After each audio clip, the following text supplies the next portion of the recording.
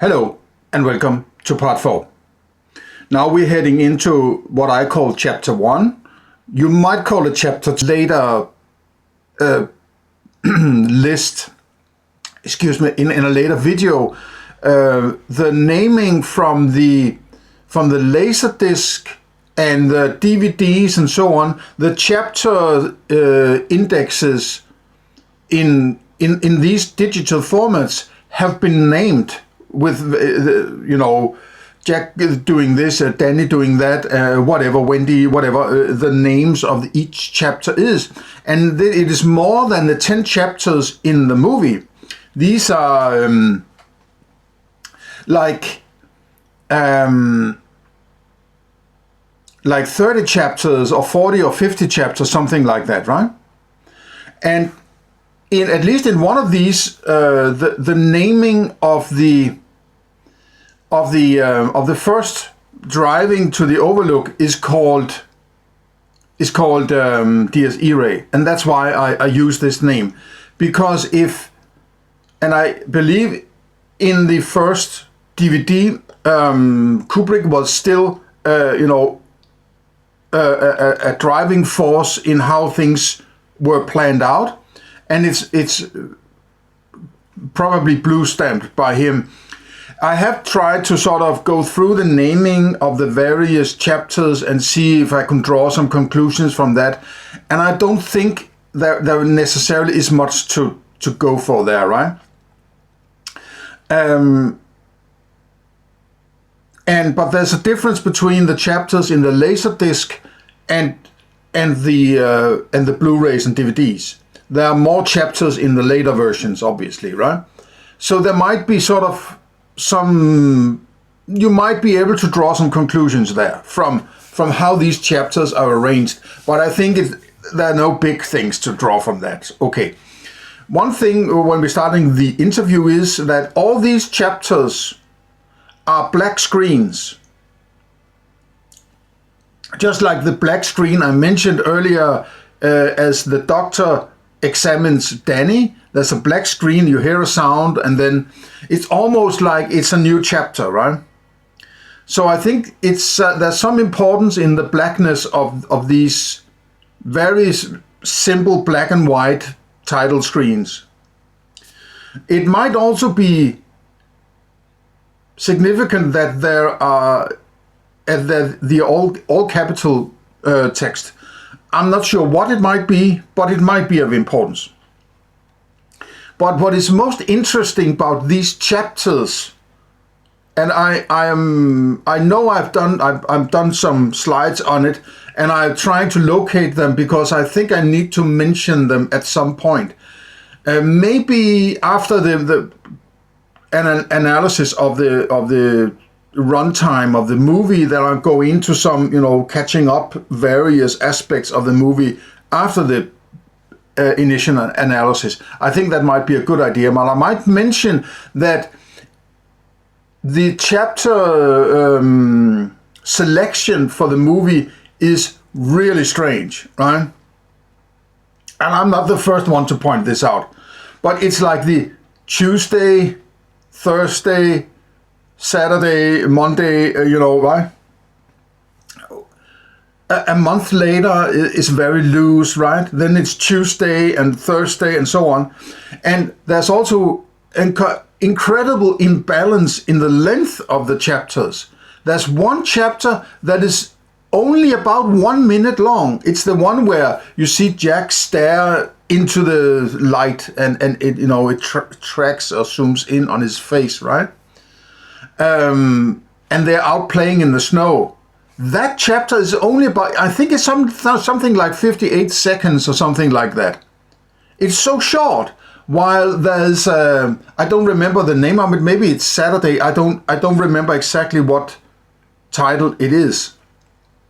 Or Monday, Wednesday maybe. But as we get to that chapter, it's more than half an hour long. And there's so much happening within that chapter. So I think that this is an appeal to these chapters are created incredibly amateurish, right? They don't give you any information that you really need in order to get to the next point, right? Is it 4 a.m. and 8 p.m. or whatever? 4?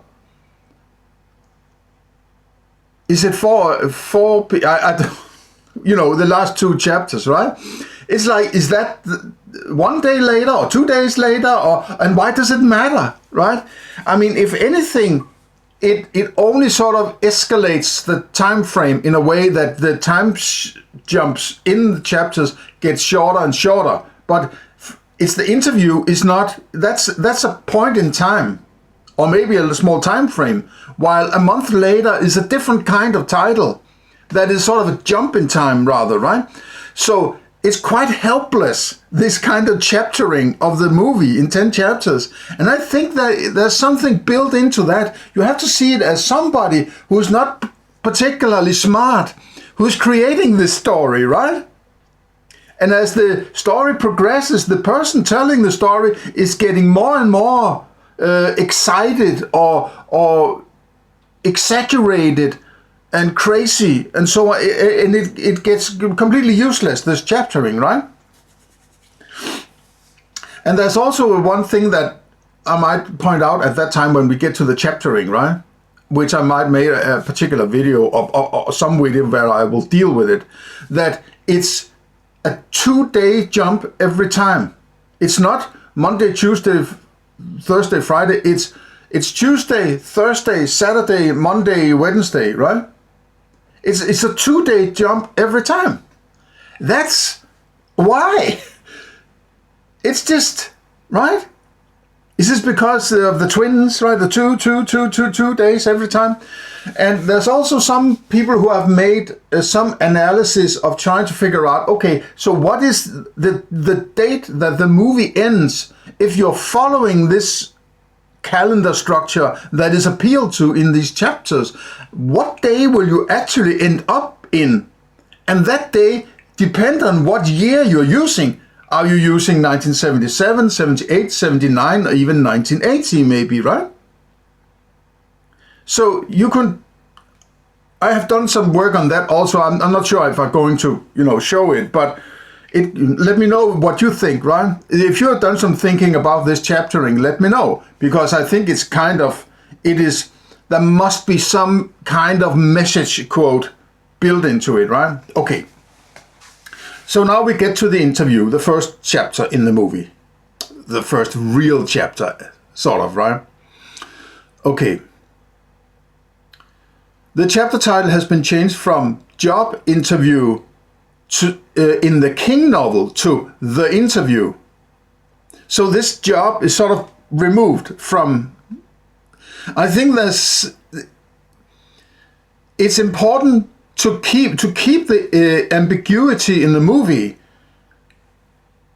It's important that Kubrick get rid of Job Interview, just the interview, because it has a larger significance than just the job interview, right? You can call it the interview and Jack arriving and asking for Ullman, and you sort of put things together and say, yeah, this is obviously some kind of job interview, right? Though it sounds like they have already spoken with each other. And there's also another thing I might mention while I recall it, right? While I remember it, that I have focused very much on the visual aspect of the movie. So there might be some the script, the words spoken, and maybe the music and the sound that I haven't spotted some connections to what I am saying here as clearly as if I have really studied the script as the text, the lines they're saying, the dialogues and so on, in connection with my theory. So that might be sort of a slightly weak point, right? But it's something that I think that movies are mainly visual. That's the important aspect, because that's where you cognize things, and you can even go back and check out I have a complete philosophy of my own, and I have made a 7-part series where I present my philosophy, and you understand my ontology and and how I work from the idea of knowledge and truth and so on, right? And even a moral principle, if you are that way inclined. So go back and check out that, it's called My Philosophy playlist. But sound is of secondary and other, I mean, a movie is mainly colors and sound, right? And through these you cognize and get stories told, right? And color is the most important qualia, in my opinion, and therefore I'm very much focusing on colors and cognitions, like a chair and whatever you see, right? But these black screens are not, you can't cognize, you can only read. So you are getting told something very precisely through language. But then at the same time, these intertitles are kind of helpless, right? So there's an ambiguity in that. It's very important you see this title screen, but what the hell can I use it for, right? Not really that much. And that is sort of the ambiguity that Kubrick constantly works with, right? Okay, so I write here, seems like a significant change as it is now less obvious what we are actually dealing with. And during this interview, what the hell have I written here? I think it should, this way we will, midway we will suddenly dissolve, that should be a M rather than a W, right? Midway, we will suddenly dissolve out to Wendy and then back in. This means both Jack, Wendy, and Danny are being interviewed during the chapter. Yes, and I'll get back to that. But during this interview chapter, Jack goes into the office, and then the camera dissolves out to the Boulder apartment with Wendy for no real apparent reason. Right? If this is the interview, we are told the interview, right? And then, hello, Ullman, and then it's, dissolves out to the Boulder apartment. Why? And it's sort of, and then it dissolves back into the interview, and then we see Ullman and Bill Watson and Jack talk together and finish that part, right? And then it dissolves out to the Boulder apartment again, right? It's the only scene where there's another scene embedded in the structure. You start a scene, then you dissolve out and dissolve back into the scene. It's the only one that I have been able to pinpoint, right? Otherwise, it's the usual chapter structure, one chapter, the next chapter, and so on.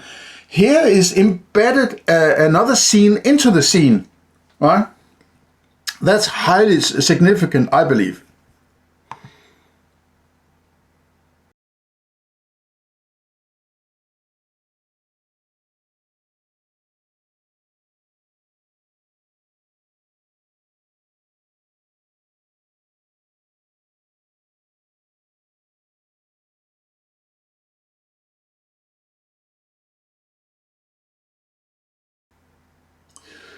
Okay, so the foyer room has a large mirror, and this is where Jack starts walking as if he appears from out of the mirror. It's a Wendy creation, right? If you look at the snapshot here, right? My cameo window is quite jittery, so I hope this works out well. The video recording. There's out in the foyer before the lobby is sort of a small, where you can wipe your feet and whatever, right? And, comb your hair, whatever you need to do. There's a mirror, and this is where he comes from, sort of, right? Out of this window frame here, which is also important. Several arrow themes are seen as ornamentation throughout the hotel. I will only mention them if of particular interest henceforth, right? These arrow themes are everywhere in this hotel. And these arrows, as I pointed out in the first, in the introduction, first two introduction chapters, are of high significance, right? So they serve both as a hint but maybe also as a camouflage, right? So this is sort of the ambivalence of the story, is they're symbols, but they seem to be a part of the hotel, right? If this was any normal living room, you would wonder why there are these patterns everywhere. But because it's such a sort of a weird hotel, okay, so that's what they love. So I guess that's arrows everywhere. Okay, that's what they like, right? You're more likely to accept whatever you see in this strange hotel because of the weirdness of the interior, which might be sort of a selling point for the hotel, that they have this sort of weirdness to it that gives a sort of a special place, right, rather than just an average normal place.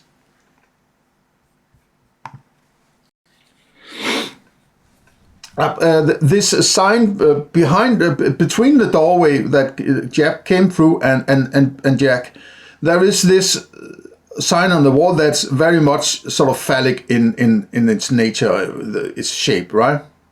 And then he walks past this sign that is almost like sort of the 10 Commandments, or the 15 Commandments of,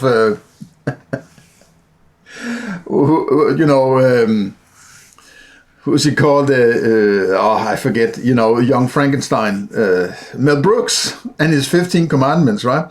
The 10 Commandments sort of tablet behind him, and then he looks straight into the camera, Jack Nicholson, right?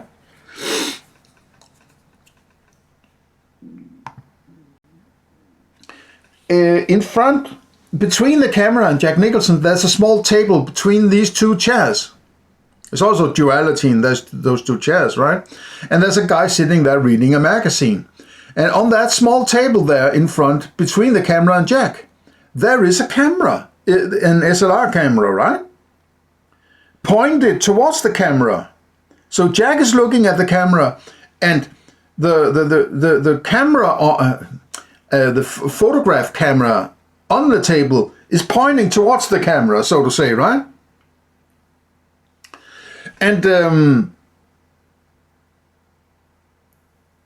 it points to the viewer, and Jack passes between it and the sign above it. He looks straight at the viewer. It's sort of the abyss stares back at you, right? A recurring theme in the movie. I think the SLR camera is also a notch to Ingmar Bergman's 1966 movie Persona, which deals with similar Jungian themes as this Wendy theory. or excuse me, as The Shining does in general. And the seated guy's shoes look like golf shoes, in my opinion. But there can hardly be any golf courses up here, right? And this is sort of a excuse me, a continuity problem. Either it is very old school shoes. I don't think you used these kind of shoes back in the late 70s.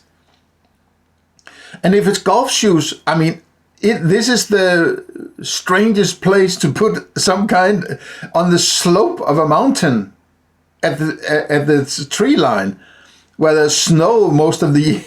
Put a golf course. It's ridiculous, right? These looks like golf shoes to me.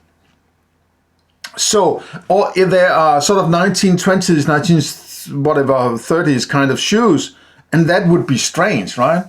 So, it's just one of these uncanny things, right?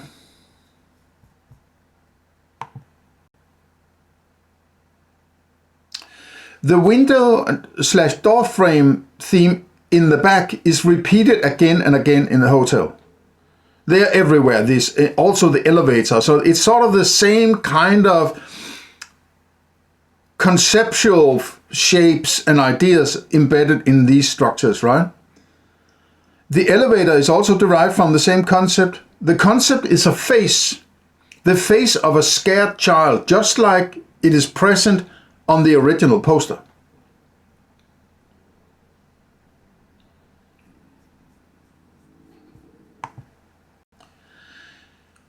it's the possible inspiration might be this shot from a rather obscure sort of what would you call it? Surreal, not really surreal, but art house kind of movie from 1920, a silent movie called L'Inhumaine. It's sort of up the alley of German expressionism, but it's more like cubism, and it's rather artistically confused. They sort of throw everything at you artistically, right? So it's not particularly well executed artistically, but there is a lot of artistic expression in it. So I can recommend you check it out, right?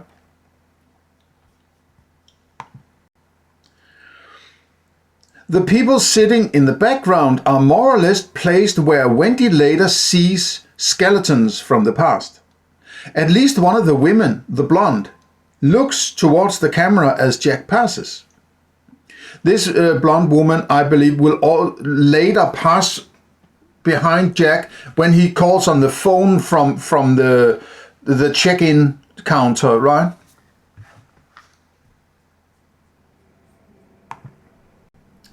Somebody had figured out, I think it's Ice Cream 237 website. That guy has found out that this magazine here is a Burda Moden number 4, 1978. On the table, and it's the colors are blue, red, white, and golden. So it's the red, white, and blue again, right? Plus the golden, which is also yellow, right? The Wendy colors, as I say. Articles include fashion for expecting mothers, right? Take note of that. And Burda is a German publisher. There's some reason to think that Kubrick is maybe hinting at some somewhat red herring kind of story about gold and Germany and something like that, right?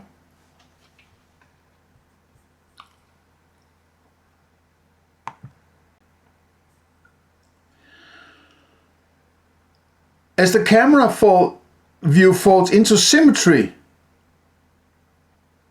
you know, it's sort of as the camera moves, all of a sudden there's a symmetry and then the camera keeps going, right? I think these symmetries are important because it's very Kubrickian, you could say, right?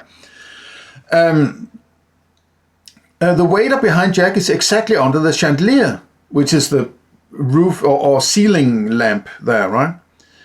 So he also falls into the symmetry, as if he's part of the same construction.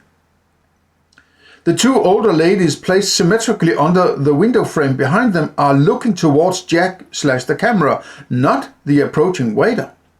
It's like these characters back there, they're sort of turning around and looking towards the camera. It's almost like the one telling you this story is sort of using own experience of people looking at her, let's say, right?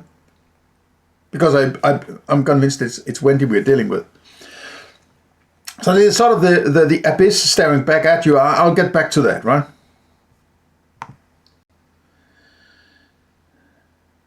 The two guests dressed in sports gear carrying tennis rackets and balls behind Jack here, right? As he gets to the counter, they pass and go the other direction. From the outside, the area does not look like there are any tennis courts. I mean, we are on the slope of the Rocky Mountain, right? It's not the Rocky Mountains, but it's a rocky cliff. The altitude and the season autumn may not be, and it's you know, we are getting late in the year here, right? It's close to their closing period, I would presume, judging from the yellowish leaves on the trees and so on in the Dies Irae in the prior chapter, right? The woman is wearing high heel shoes for tennis. That's interesting, right? high heel shoes. Maybe she's not going to play, but it looks like she has, tennis clothes on and so on, right? And the man is wearing Adidas shoes, which has 3 stripes, and 3 is an important number, right? It's sort of this doot. I'll get back to why 3 is important. And Adidas is also another German product.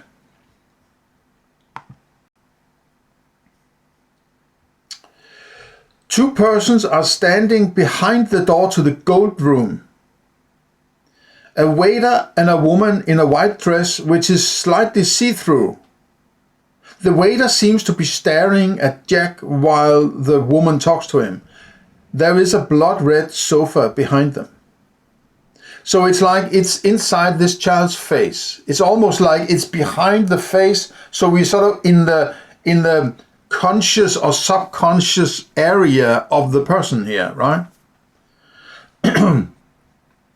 The man is exactly underneath the sconce light or photo.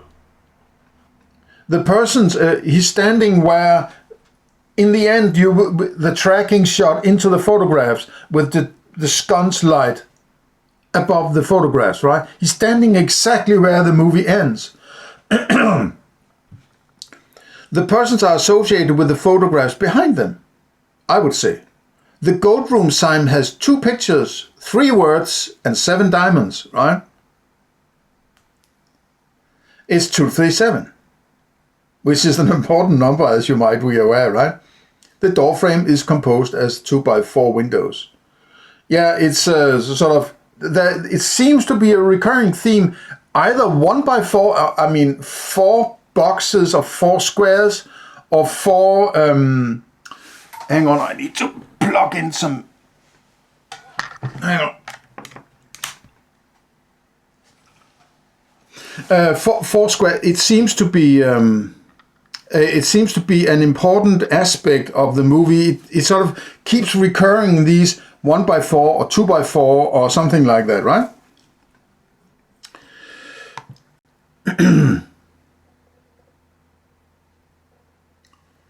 There are 21 items in the pigeonhole shelves.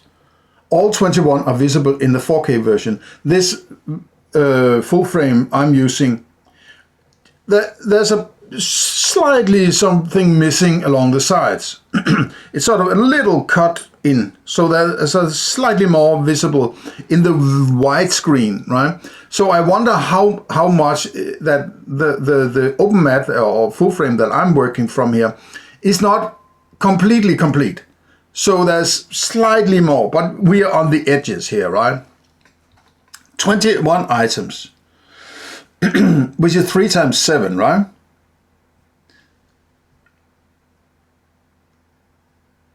3 phone booths. Well, again, it's the 1, 2, 3 thing, right?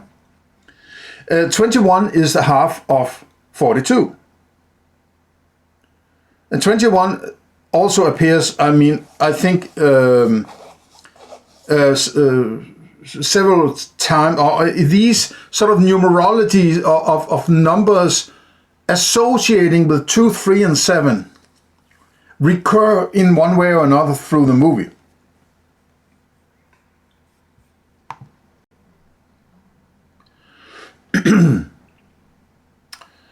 There's an ashtray, a red stand, a blue name sign on the vest. These are the Wendy colors, sort of red, white, and blue, right?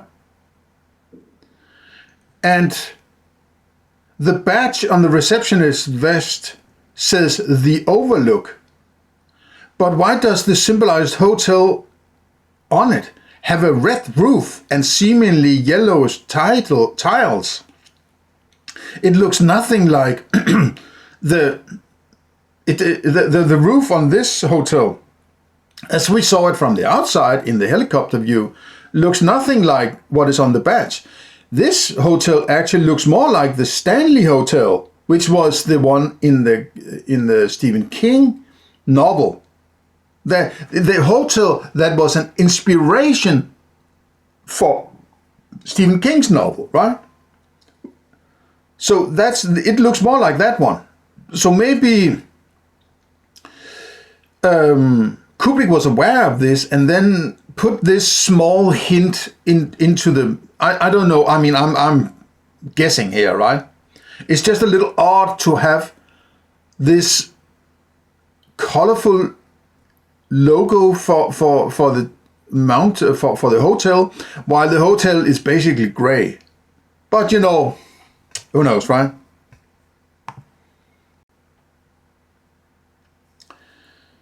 Blue, red, white, checkered vest is sort of the Wendy colors on this vest here, and it has checkered pattern, right?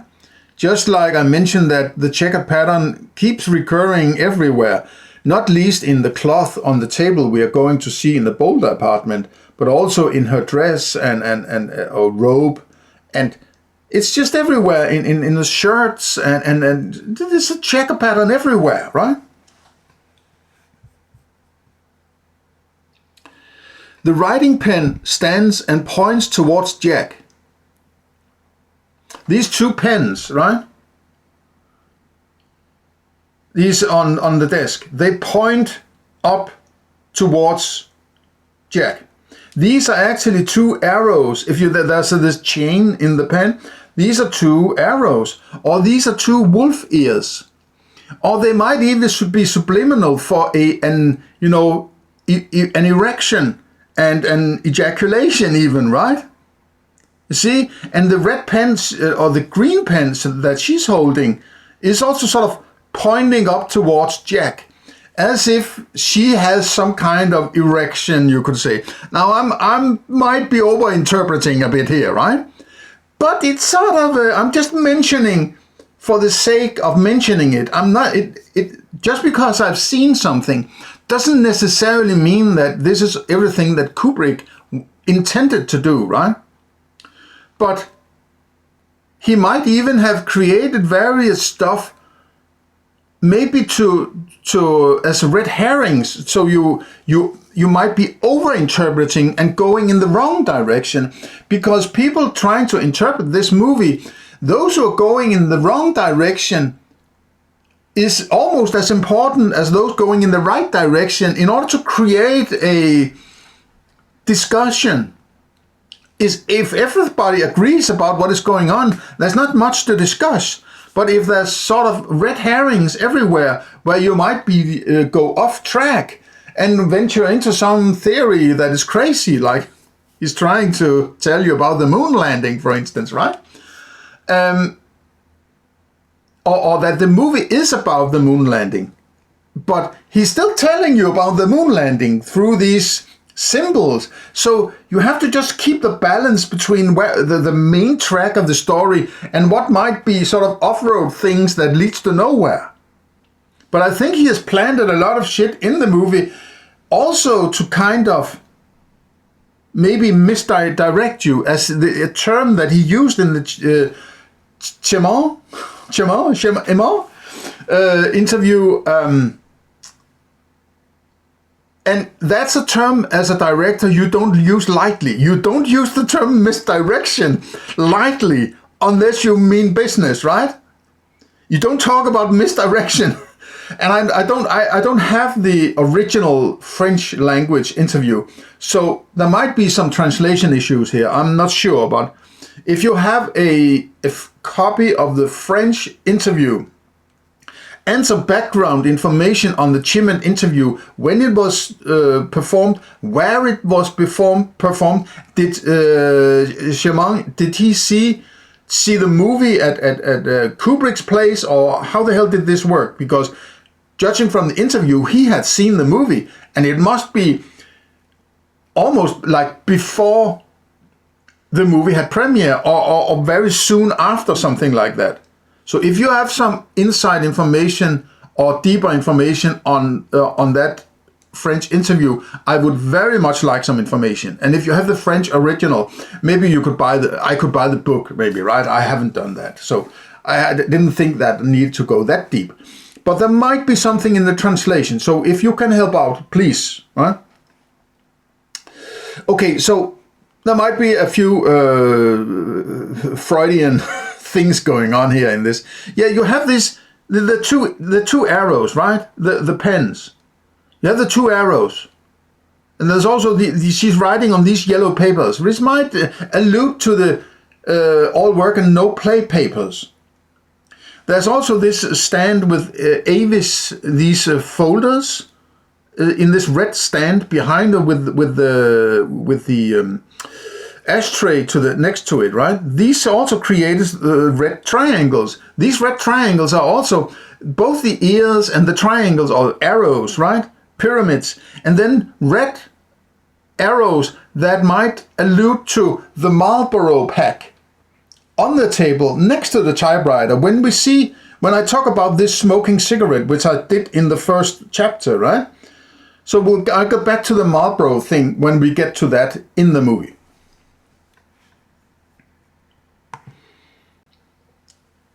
As the camera then pans as Jack, he passes, counterclockwise around the camera, and it pans with him. In the background, a man and a woman are interacting. She seems to be handing him something red. And I'm not sure, it's blurred because of the movement, right? This is rather mysterious in my opinion. They are both placed equidistant from a shining light above. So it must be a Wendy imagination. It's sort of the shining thing is a Wendy thing, right? She's shining. Shining is a metaphor for her psychological mood, or the state that she's in. The shining is also a symbol for trauma, you could say. Because you could say shining is another word for crazy, you could say maybe, right? The more shining you are, the more crazy you are, for whatever reason. It might be something in childhood, it might some other experience you've had that given you some craziness. Psychosis, neurosis, identity disorders, and what have you. This is what is known as the shining, right? Or this is what Kubrick tries to associate to shining. So when you see big shining lights and reflections, we're dealing with something that is sort of imbued with this undercurrent of subconscious stuff, right? And strong shine behind Jack from the window and the lamps and so on. Their pose resembles Michelangelo's painting of Adam's creation. In my opinion, it's close, right? And but here God is a woman. Maybe this is Wendy's subconscious thinking of her mother as the ruler of her childhood. She actually stands in front of a sign with some text, a tablet of commandments. She stands in front of another sign on a tri-stand, right? So she sort of, from that tablet, she hands this lower placed guy something. So I think this sort of biblical, religious, Christian symbolism. And this, what could be a redhead, is connected to a man sitting in a chair. And that man sitting in that chair is reflected from the other guys who sat with the camera on the other side of this arrangement of sofas. So there's also some mirroring going on, and you have the maze right there behind, right? So there is psychological symbolism. How exactly it's supposed to be understood, I'm not sure. But, I'm mentioning it, right?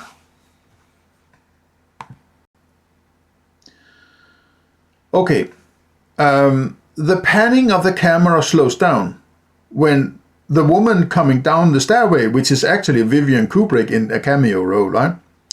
And Jack looks at her. Is this a younger version of Wendy? Or maybe her mother? Why else would the camera pay attention to her? There are 7 photographs visible on the wall above her. 7 is one of the numbers or digits in 237, right? While the sound of the ringing telephone gets stronger, at this exact moment in the picture, there is a sound effect, and I'll get back to you, like an artificial whisper, shung. It is quite loud and clear when you first notice it, which I only did after seeing the video, the Sean report on YouTube. There are 15, there are actually 16. I have misremembered here. There are 16 of these Sean sounds, varying in strength during the first third or so of the movie.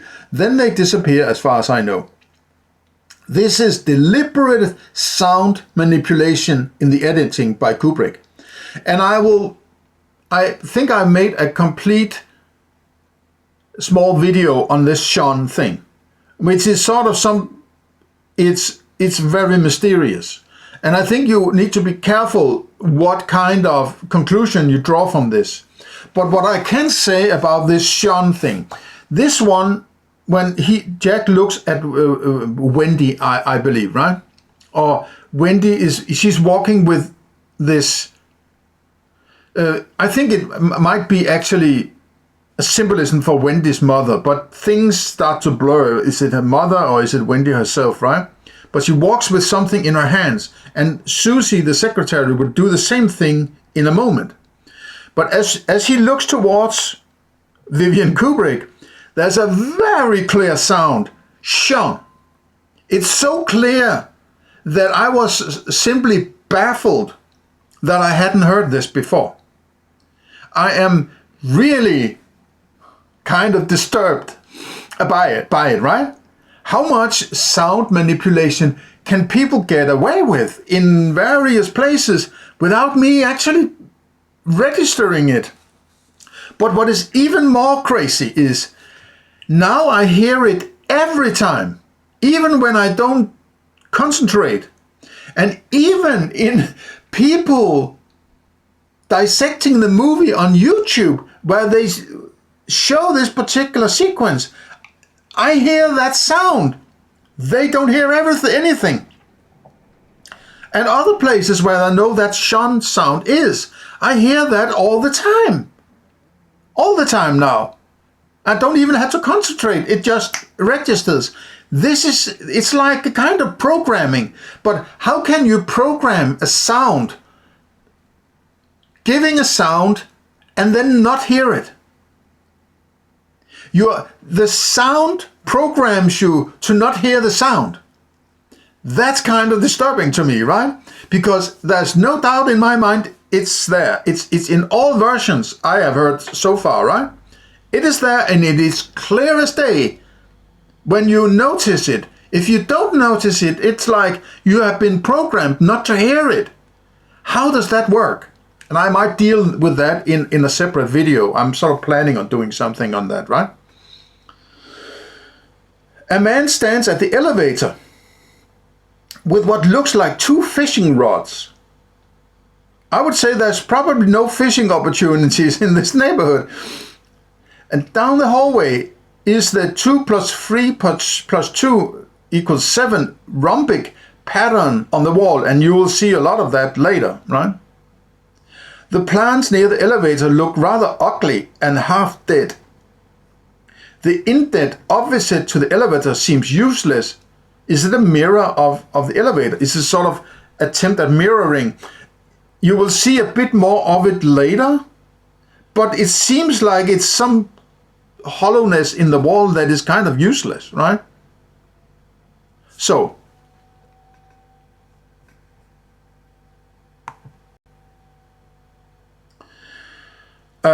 since the ringing telephone gets louder, it indicates, as he moves, of course, right? It indicates that it should be coming from the secretary office we are about to enter. But then there should not be someone typing on a typewriter, but taking the phone instead. Unless there are more than one secretary in there. There's sort of an imbalance between telephone ringing and typing on a typewriter, right? And typing on a typewriter is also a theme we're having, all these arrows everywhere, right? The pyramids and so on. Double pyramids and who knows what, right? And the secretary we learn in a moment that she is in the office with Ullman. So who's typing on the typewriter, right?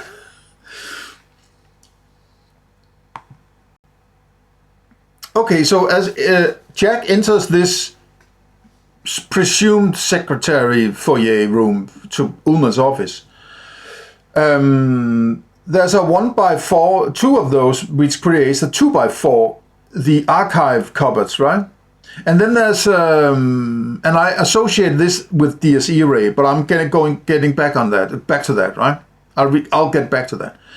There is an elephant, little toy elephant or something, standing on one of the cupboards. Reference the idiom. Could be at least, right? The elephant in the room kind of thing.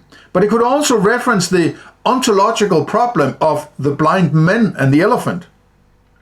And this expression is a metaphorical idiom in English for an important or enormous topic, question, or controversial issue that is obvious to everyone, or that everyone knows about, but no one mentions or wants to discuss because it makes at least some of them uncomfortable and is personally, socially, or politically embarrassing, controversial, inflammatory, or dangerous. The metaphorical elephant represents an obvious problem or difficult situation that people do not want to talk about. And the blind men and the elephant is, well, if you want to describe what is in front of you, but you can't see it, it depends on what part of it you're dealing with, right? So it's also an allusion to you have to piece things together. And there's an elephant in the room. And the elephant in the room might be some taboo topic that maybe the underlying story is dealing with. Just saying.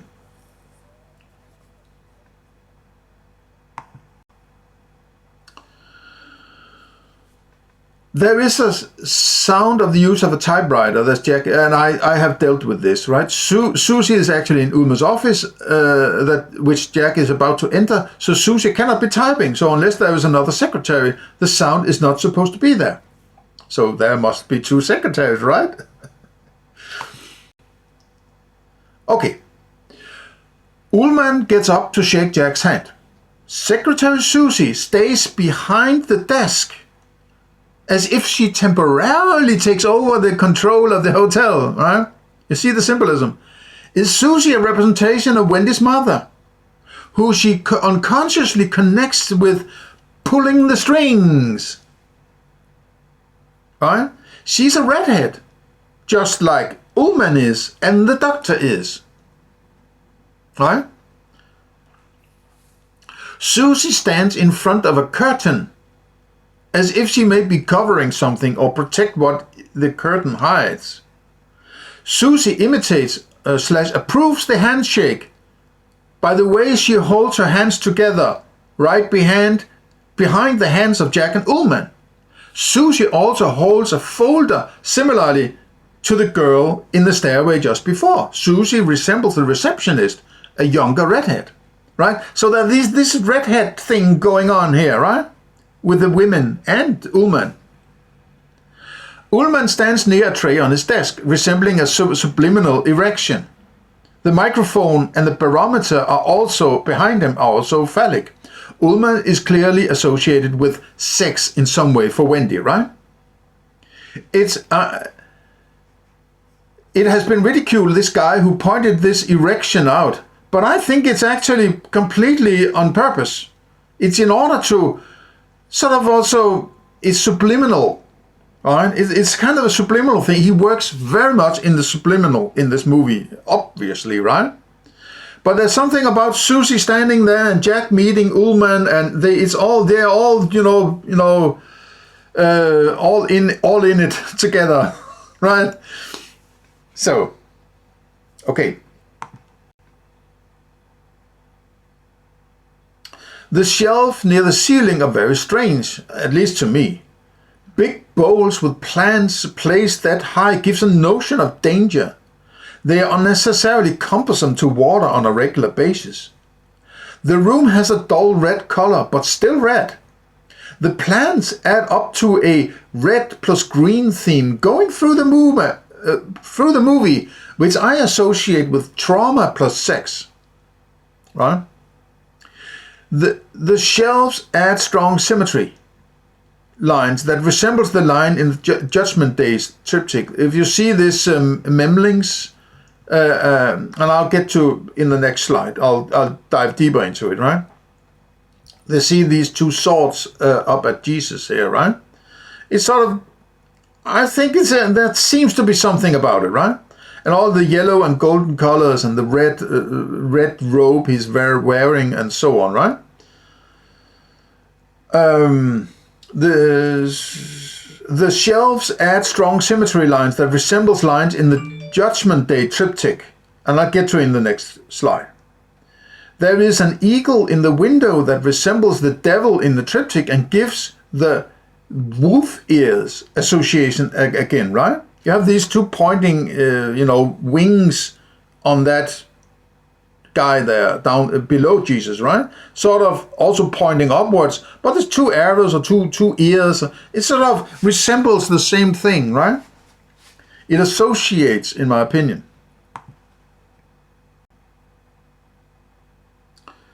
Okay, so this might be kind of speculative, but I'm bringing it on just for,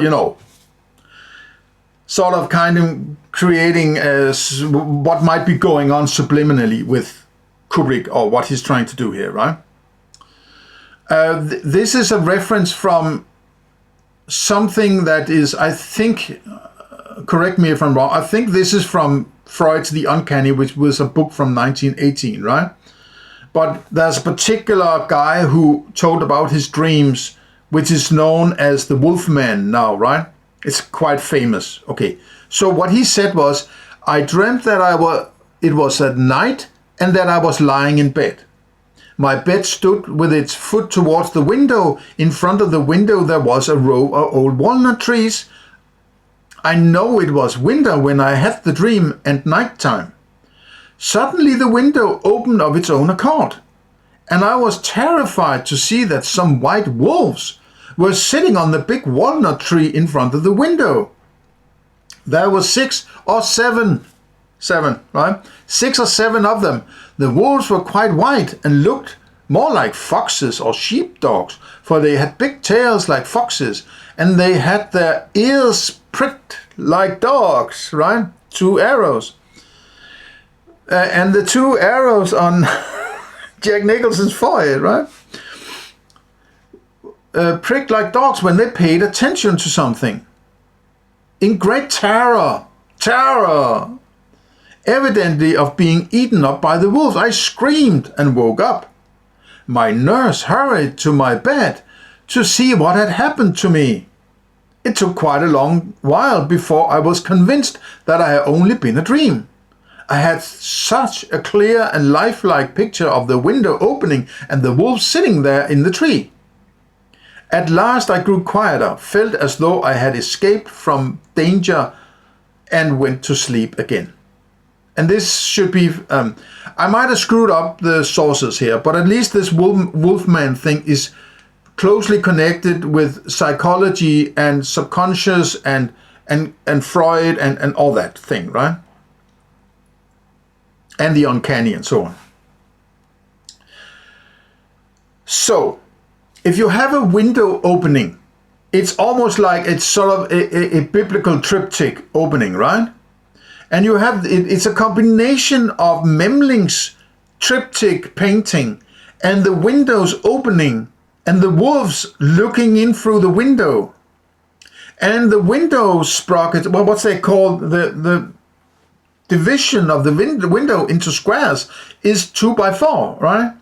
Just like the window above Ullman's desk. And there's this small statue at the bottom which could resemble this, Saint Michael, I'm not sure, with the 2 wings and so the eagle and so on, a predator, right? And the prickled ears from the wolf.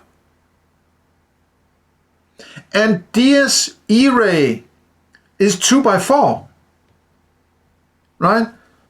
4 letters and 4 letters doubled, mirrored, right? Like this, the window opened. So it sort of all blends together into this symbolic mix, in my opinion. I mean, the Judgment Day and Dies Irae is painted by Memling in this famous triptych, right? And the triptych is also a reference to the number 3, which goes through the movie, right? So I'd like to finish this triptych thing before the 1 hour mark, so let me rush through. There might be some reference to chessboard, and obviously everybody knows that Kubrick was a chess player, right? A decently good one at that also, right? So if you take a 2x2 square and paint them, you get a sort of 2x4 times 2x4, right? If you take a 2x2 square and place them on the board, you would get this. I created from white to dark, right? And as you go from the white side to the black side, it sort of also appeals to the layers of consciousness in a way, right? And it's also echoed in the window behind Ullman or in his office there, right? Furthermore, this this guy, I think is called Saint Michael, I'm not sure, but in various different illustrations, he's shown with this weight, and these chandelier lights are very much alike this balancing, right? Is it one or the other? One or the other? Am I going to hell or am I going to heaven, right? And this also this ambiguity or ambivalence in Wendy that is also expressed in the movie, and I'll get back to that, right? There's another famous movie by Abel Gance from 1977, a huge epic 1927 silent movie called Napoleon that used a famous triptych composition. Though Gance was no doubt alluding to Bleu Blanc Rouge and liberty, equality, fraternity, the idea of mirroring is also used by Gance to reflect inner conflict, right? Kubrick called the movie a masterpiece of cinematic invention, right? These are nice words, right? Kubrick himself intended to make a Napoleon movie after 2001: A Space Odyssey. So he might have been inspired. And how about this? Kubrick loved triptych composition. Here he is himself, shooting in a mirror with a triptych composition. Down here, during the recording of the bathroom scene with Grady, he places Jack out of focus in a triptych composition with, all this shit going on in camera. It's just, he loves this. And you have Wendy placed here later in one of these triptych compositions.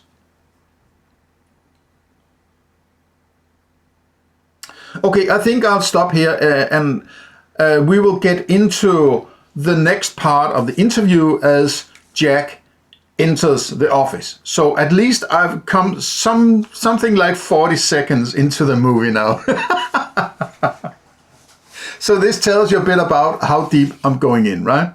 So if you have to do it, you have to do it well, in my opinion, right? And if you want it done well, you have to do it yourself, right? Okay, please share, like, and subscribe. Let me have your comments. What do you think? Am I completely crazy, or am I on at least some kind of track here, right? And consider donation. There are links in the bio and in the description. There's Patreon and there's a Buy Me a Coffee. And if you want other avenues for you donating to my huge project here, please ask. You can probably find my email in my bio, right? But beyond that, hope to see you in the next one. Have a nice day. Bye-bye.